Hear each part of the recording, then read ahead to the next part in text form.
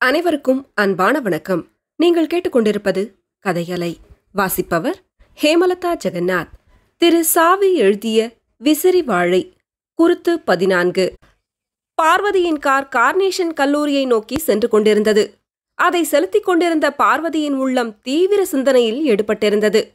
மேற்படி கல்லூரியின் தலைவர் திருவாளர் வேதாந்தத்தை பற்றி எண்ணும் போதே அவளுக்கு ஒருவித அச்சமும் பக்தியும் தோன்றின. அவருடன் நெருங்கி பழகும் வாய்ப்பு அவளுக்கு இதுவரை ஏற்பட்டதில்லை. இதற்கு முன் அவரை 2 முறை சந்தித்து பேசியிருக்கிறாள். ஆயினும் குறைந்த வார்த்தைகளுடனேயே அச்சந்திப்புகள் முடிவடைந்துவிட்டன. சாரதாமணி கல்லூரியின் பொன்விழா நிகழ்ச்சிக்கு அவர் வந்திருந்த போது கூட பார்வதியால் அவரிடம் பேச முடியவில்லை. அடக்கமே உருவான திருவாளர் வேதாந்தம் அமைதியே வடிவமாய் ஒரு பக்கமாக போய் உட்கார்ந்து கொண்டிருந்தார். நிறைகுடம் என்பார்களே, அந்த பெயர் திருவாளர் வேதாந்தத்தை பார்த்த பிறகே தோன்றியிருக்க வேண்டும்.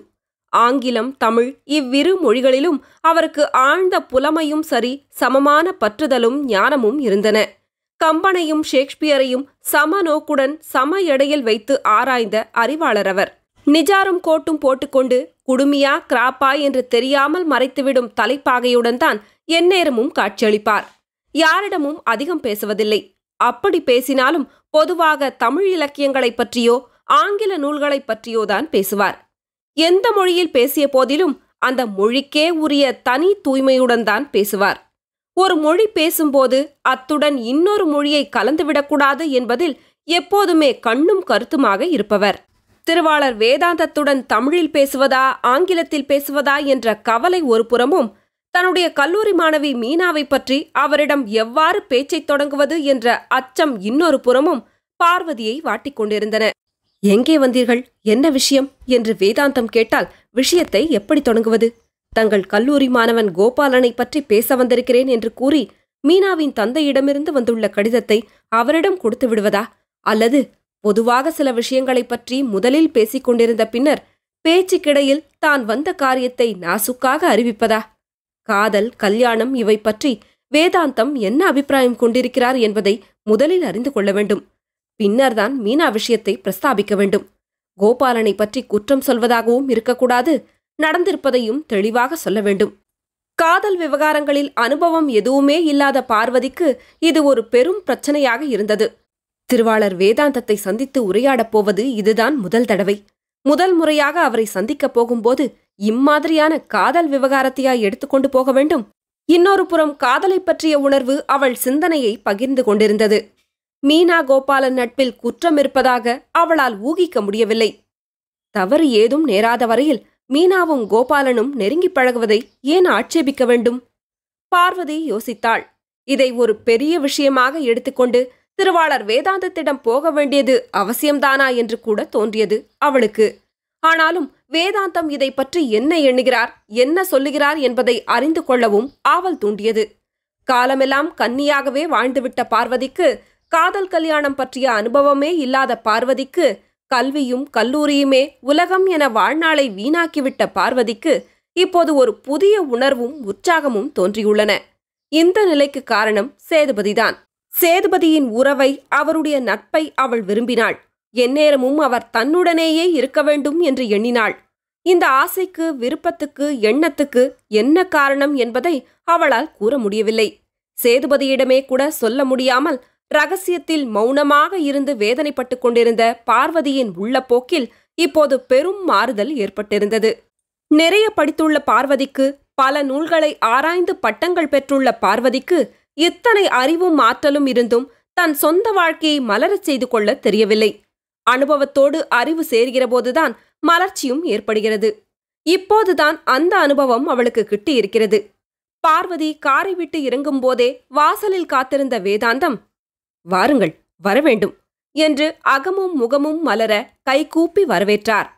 முதிர்ந்த தோற்றமும் அறிவின் ஒளிவீசும் கண்களும் அடக்கமும் அமைதியும் கலந்த பண்பாடும் ஒருங்கே சேர்ந்த உருவமே வேதாந்தம் என்ற பெயரை பெற்றிருந்தனவோ?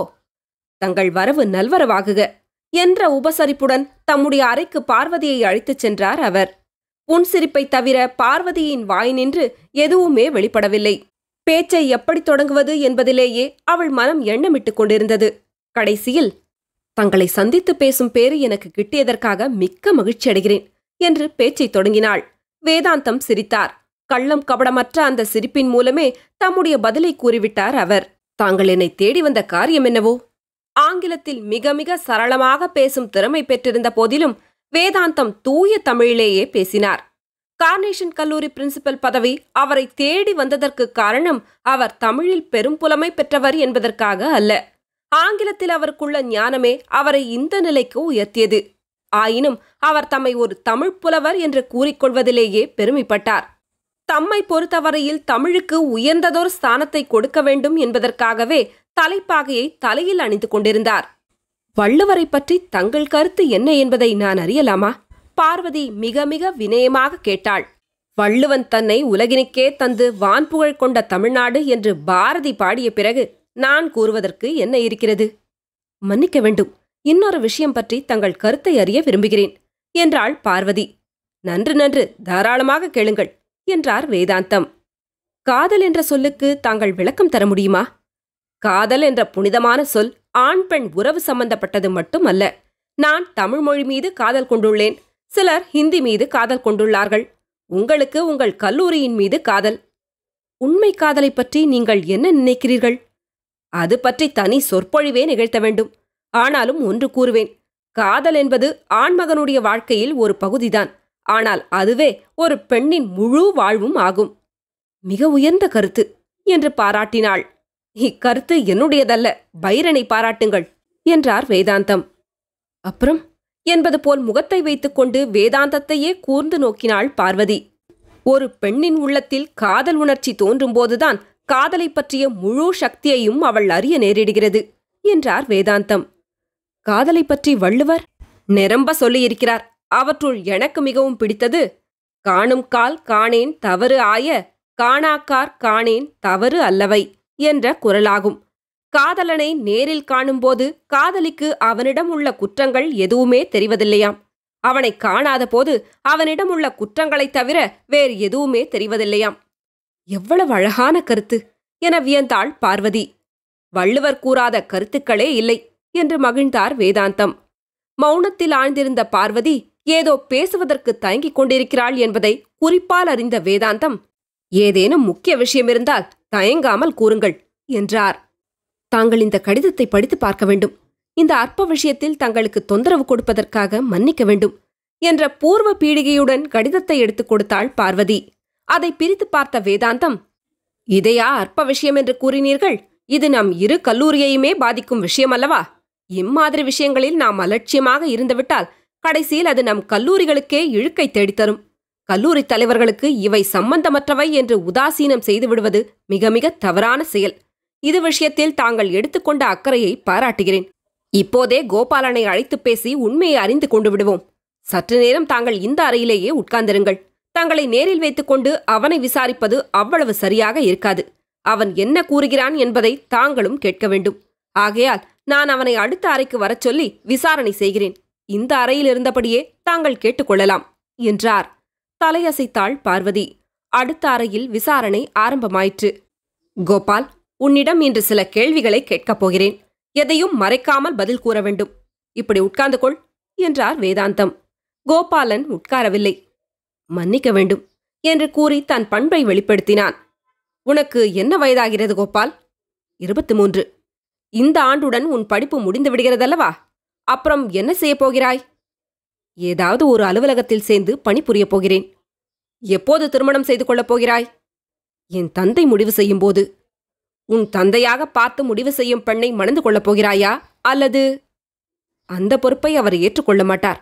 அப்படியானால் நானாக ஒரு பெண்ணை தேர்ந்து மணம் செய்து கொள்வதற்கு அவர் தம்முடைய பூரண சம்மதம் அளிப்பார்.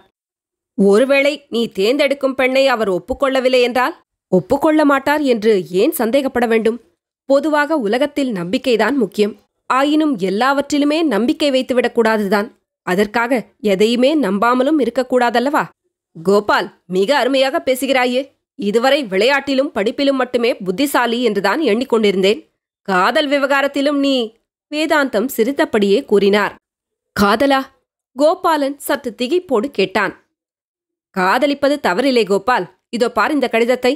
கடிதத்தை வாங்கி படித்தான் கோபாலன். ஐயா, மீனாவை நான் நேசிப்பது உண்மைதான். ஆனால் எங்கள் நட்பில் முறைகேடு எதுவும் கிடையாது. அவளை நான் என் வாழ்க்கை துணைவியாக ஏற்றுக்கொள்ள முடிவு செய்திருக்கிறேன். அழுத்தமாகவும் திருத்தமாகவும் பேசினான் கோபால். கோபாலனின் வார்த்தைகளை கேட்டுக்கொண்டிருந்த பார்வதியின் உள்ளத்தில் மகிழ்ச்சி பொங்கிற்று. அவனை ஒருமுறை கண்ணால் பார்த்துவிட விரும்பிய பார்வதி கதவின் வழியாக அவனை பார்க்கவும் செய்தாள். சிரித்த முகத்துடன் மிடுக்கான தோற்றத்துடன் அடக்கமாக நின்று கொண்டிருந்த கோபாலனின் உருவத்தைக் கண்ட பார்வதி, மீனாவுக்கு ஏற்ற ஜோடிதான் என்று மனத்திற்குள்ளாகவே மகிழ்ந்து கொண்டாள். சரி, நீ போகலாம் என்று கோபாலனை அவனுடைய வகுப்புக்கு அனுப்பிவிட்டு தம்முடைய அறைக்கு திரும்பி வந்தார் வேதாந்தம். வேதாந்தத்தைக் கண்டதும், மிக்க நன்றி, தங்களுடைய நேரத்தை வீணாக்கிவிட்டதற்காக மன்னிக்க வேண்டும் என்று எழுந்து நின்றாள் பார்வதி. வீணாக்கிவிட்டதாக எப்படி கூற முடியும்? பயனுள்ள ஒரு முக்கிய காரியமல்லவா இது? பார்வதி பதில் கூறாது புன்முறுவலுடன் நின்று கொண்டிருந்தாள். ஆமாம், தாங்கள் தமிழில் இவ்வளவு அழகாக பேசுகிறீர்களே, எப்போதுமே இப்படித்தான் பேசுவீர்களா? வேதாந்தம் விசாரித்தார். இல்லை, தமிழில் பேசினால் தாங்கள் மகிழ்ச்சியுறுவீர்கள் என்பதால் பேசி பார்த்தேன். நான் நன்றாக பேசுகிறேன் என்பதை கேட்க எனக்கு பெருமையாக இருக்கிறது என்றாள் பார்வதி. மீனாவின் தந்தைக்கு கடிதம் எழுதி திருமணத்துக்கு வேண்டிய ஏற்பாடு செய்துவிடுங்கள். கல்லூரி தலைவர்கள் மாணவர்களின் கல்வி விஷயத்தில் மட்டும் கருத்தை செலுத்தினால் போதாது, அவர்களுடைய எதிர்கால வாழ்க்கையிலும் கவனம் செலுத்த வேண்டும் சிரித்தபடியே கூறினார் வேதாந்தம். வணக்கம், நான் வருகிறேன் என்று விடைபெற்றுக் கொண்டாள் பார்வதி. அன்று காலையில் தினப்பத்திரிகை வந்ததும் பார்வதி அவசர அவசரமாக அதை புரட்டினாள். பத்திரிகையின் ஏதோ ஒரு மூலையில் வழக்கமாக வரும் ஒரு பகுதியில் அவள் கவனம் சென்றது. அந்த பகுதியிலிருந்த செய்தியை கண்டதும் அவள் பெரும் வேதனைக்கு உள்ளானாள். நேற்று இரவு சேதுபதி பம்பாய்க்கு பயணமானார் என்பதுதான் அச்செய்தி. ஏற்கனவே அவள் சேதுபதியை சந்தித்து 4-5 நாட்கள் ஆயிருந்தன. அந்த பிரிவு கூட அவளுக்கு வேதனையை தரவில்லை. இப்போது தன்னிடம் கூறிக்கொள்ளாமலே அவர் பம்பாய்க்கு புறப்பட்டு போயிருக்கிறார் என்னும் தகவலைத்தான் அவளால் தாங்கிக் கொள்ள முடியவில்லை. இந்த உலகமே வெறிச்சென்றாகிவிட்டதைப் போல் உணர்ந்தாள். அவர் ஊரில் இருந்தபோது சேதுபதி தன் அருகில் இருந்தது போலவும் இப்போது எல்லாமே தன்னை விட்டு விலகிச் சென்று விட்டது போலவும் உணர்ந்தாள். சேதுபதியின் மீது அவளுக்கு கோபமாக வந்தது. அடுத்த கணம், நான் ஏன் அவரை கோபிக்க வேண்டும்? எதற்காக அவர் என்னிடம் சொல்லிக் கொண்டு போக வேண்டும்? எனக்கும் அவருக்கும் என்ன உறவு? அன்று என்னுடைய சொந்த அண்ணன் என்னை தனியாக தவிக்க விட்டு சொல்லிக் கொள்ளாமல் போன போது கூட எனக்கு கோபம் வரவில்லையே. இப்போது எனக்கு சம்பந்தமற்ற யாரோ ஒருவர் தன் சொந்த காரியமாக பம்பாய் போய்விட்டார் என்பதற்காக கோபம் வருவானேன்? பார்வதிக்கு வேதாந்தம் சொன்ன குரல் நினைவுக்கு வந்தது. காணும் கார் காணேன் தவறு ஆய, காணாக்கார் காணேன் தவறு அல்லவை. விமானத்தில் போய்க் கொண்டிருந்த சேதுபதியின் உள்ளத்திலும் அமைதி இல்லை. ஊரை விட்டு புறப்படும்போது அவர் எல்லோரிடமும் சொல்லிக் கொண்டுதான் புறப்பட்டார். ஆனாலும் பார்வதியிடம் சொல்லிக் கொள்ளாமல் வந்தது பெரும் குறையாக தோன்றியது.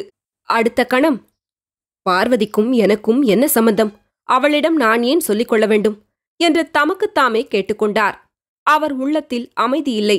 பார்வதியை பற்றியே மீண்டும் மீண்டும் எண்ணமிட்டவராக விமானத்தின் பலகணி வழியாக விண்வெளியை வெறிச்சிட்டு பார்த்து கொண்டிருந்தார்.